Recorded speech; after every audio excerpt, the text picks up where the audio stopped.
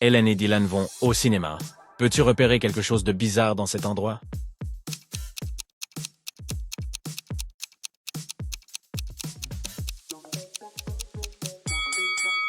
Une araignée se cache dans le pop-corn de ce type. Cette dame a une caméra allumée, ce qui n'est pas autorisé au cinéma. Les sièges sont numérotés de manière aléatoire dans cette rangée, et un monstre se cache derrière les sièges. Peux-tu repérer un criminel parmi ces deux chauffeurs de camion?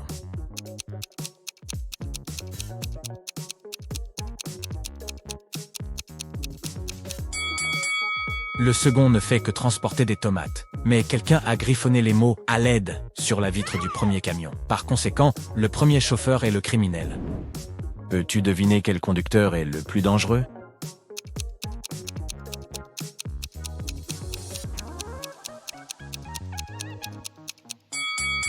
Le second. Pourquoi décorer sa voiture de manière si étrange? Flash info! Quelqu'un a volé des chaussures en diamant dans le musée de la ville. De nombreuses personnes ont visité l'exposition ce jour-là, mais le criminel n'a laissé aucun indice. La police arrive sur les lieux.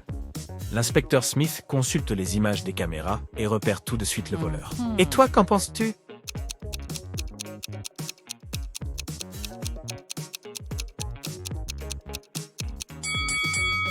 Il y a quelque chose de très suspect chez cette femme. Elle est plus grande dans la deuxième séquence. Cela signifie probablement qu'elle porte les chaussures en diamant volé. Kelly organise une soirée pyjama, mais l'une de ses invitées est une criminelle. Peux-tu deviner qui?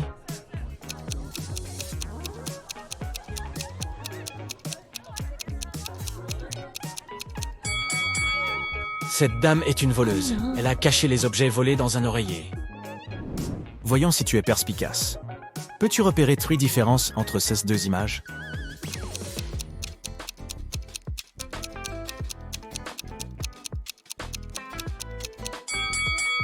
Les voici. Et ces images, sont-elles identiques?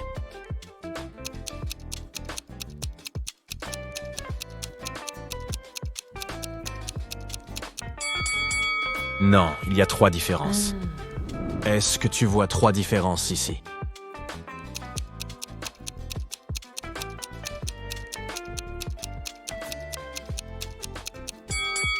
Les voici.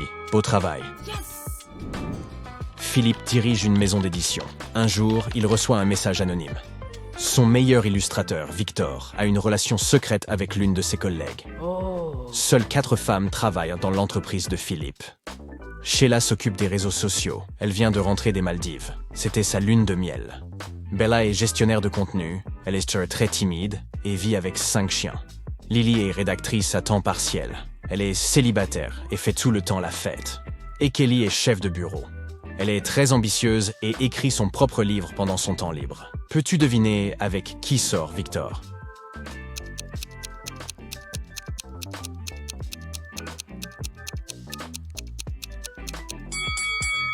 C'est Bella.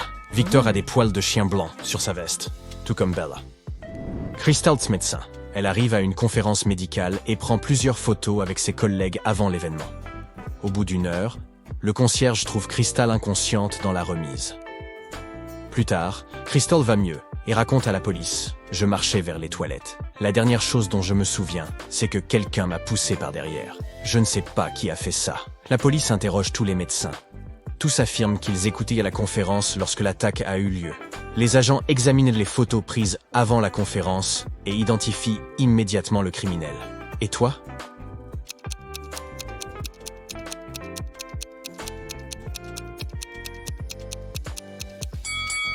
En essayant de se défendre, Crystal a attrapé le cordon au cou du criminel.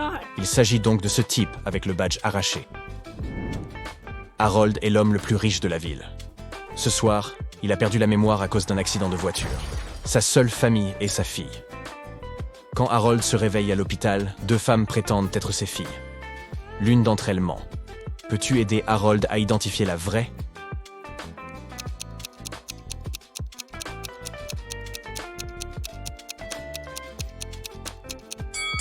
Il y a un cadre photo près du lit de Harold avec une photo de lui avec sa fille.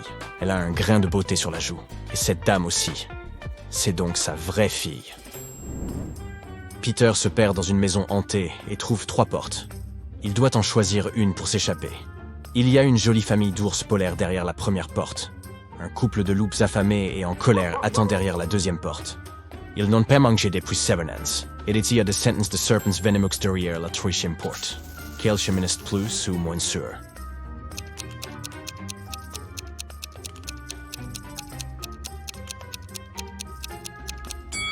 La seconde. Les loups ne peuvent pas survivre sans nourriture pendant si longtemps. Ils ne sont donc plus une menace. Mary rentre du travail en empruntant un sentier forestier. Mais elle se perd en chemin. Elle tombe sur 3 grottes. Elle doit choisir l'une d'entre elles pour avancer. Il y a des scorpions venimeux à l'intérieur de la première grotte. Ils sont impatients de mordre Mary. Dans la deuxième grotte, il y a un tigre qui la mangera toute crue. Et à l'intérieur de la troisième grotte, il y a des chauves-souris mangeuses d'hommes. Quelle grotte est plus ou moins sûre?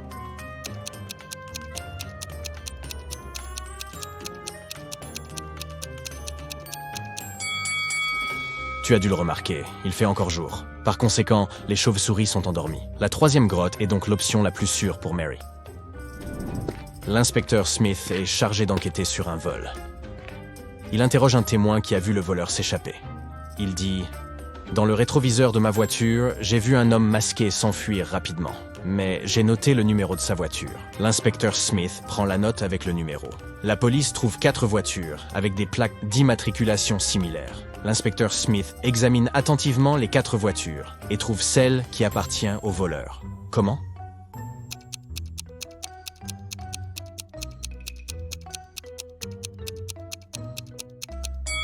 Comme le témoin a vu le numéro de la voiture dans son rétroviseur, l'image était à l'envers. Donc, le numéro de la voiture du voleur est celui-ci. Amy vit avec ses 3 sœurs. Elle est violoniste professionnelle. Sa sœur se plaint toujours qu'elle aime la musique plus que sa propre famille. Un jour, Amy part à la salle de sport et lorsqu'elle rentre le soir, elle découvre que tous ses violons super chers sont cassés. Elle appelle immédiatement la police. L'inspecteur Smith arrive et interroge tout le monde. Sarah, la sœur aînée d'Amy, déclare « J'ai dormi pendant tout ce temps. Je ne sais rien. » L'inspecteur Smith lui demande ce que faisaient ses autres sœurs à ce moment-là. Sarah. Elles solisirent toutes les deux en dînant dans le salon. Seule la plus jeune était sortie faire la fête en ville. L'inspecteur Smith comprend immédiatement qui a cassé les violons. Et toi?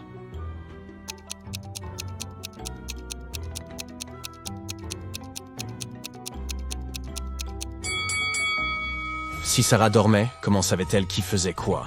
Cela veut dire qu'elle cache quelque chose. Une femme en larmes entre dans le bureau de l'inspecteur Smith et lui demande de l'aide.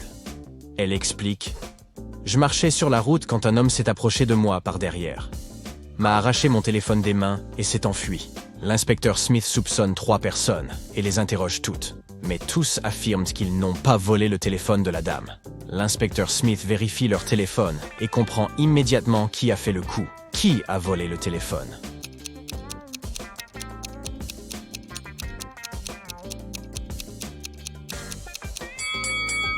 Regarde les fonds d'écran.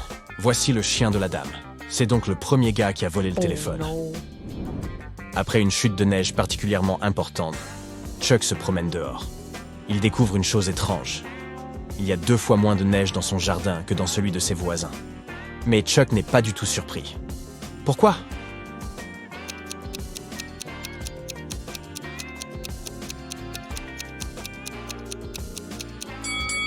C'est simple. Le jardin de Chuck est 2 fois moins grand que celui de ses voisins. Vicky tourne une vidéo dans cette maison hantée. Soudain, elle panique parce que l'endroit est rempli de grenouilles. Combien de grenouilles vois-tu sur cette photo?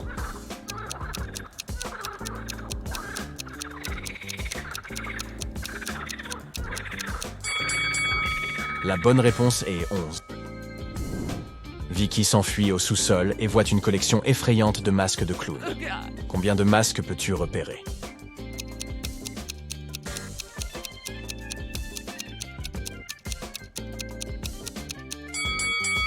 Celui-ci n'est pas un masque, c'est un portrait. Philippe marche dans la rue. Soudain, une femme s'approche de lui par derrière et lui vole son portefeuille. Elle s'enfuit et se cache dans l'une des maisons. Philippe la suit.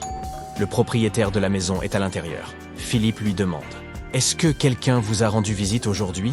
Le propriétaire répond « Non, et je n'ai pas non plus quitté la maison. Je vis seul, et je travaille chez moi. » Après avoir écouté le propriétaire, Philippe sait avec certitude qu'il lui ment. Comment?